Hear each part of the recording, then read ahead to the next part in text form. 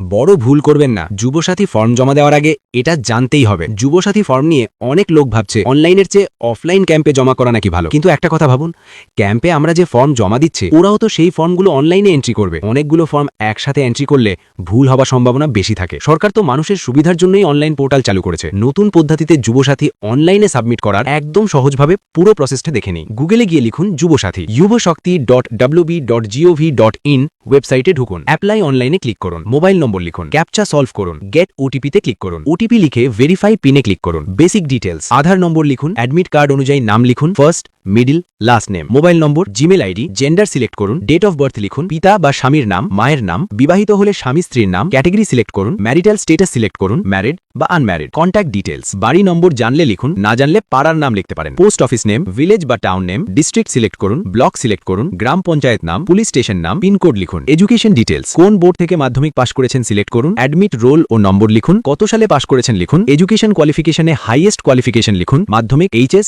বা graduation, present occupation unemployed লিখুন, ব্যাংকের ডিটেলস, ব্যাংকের তথ্য ঠিকভাবে লিখুন, অ্যাকাউন্ট নম্বর ও আইএফএসসি ভালো করে মিলিয়ে নেন, ডকুমেন্ট আপলোড, সব ডকুমেন্ট পিডিএফ করে আপলোড করুন, সেলফ অ্যাটেস্টেড সিগনেচার ও পিডিএফ বানানোর সম্পূর্ণ প্রসেস আমি আগের ভিডিওতে দেখিয়েছি, আমার প্রোফাইলে ভিডিওটি আছে, আগে দেখে নিন। ছবি ও সিগনেচার 50 কেবির মধ্যে আপলোড করুন। সব ডকুমেন্ট আপলোড হলে রেডি টু সাবমিটে ক্লিক করুন, সেলফ ডিক্লারেশন বক্সে টিক দিন, ফাইনাল সাবমিটে ক্লিক করুন, তারপর ওকে। স্ক্রিনে দেখাবে your application form has been submitted successfully. একটা অ্যাপ্লিকেশন আইডি নম্বর আসবে, এই আইডি স্ক্রিনশট করে রাখুন, পারলে প্রিন্ট করে রাখুন, ভবিষ্যতে এই আইডি দিয়ে স্ট্যাটাস চেক করতে পারবেন। অ্যাপ্লিকেশন ফর্ম অপশন থেকে পিডিএফ ডাউনলোড করে সেভ করে রাখবেন। ভিডিওটি ভালো লাগলে লাইক, কমেন্ট, শেয়ার করবেন। দরকারি মনে হলে ভিডিওটি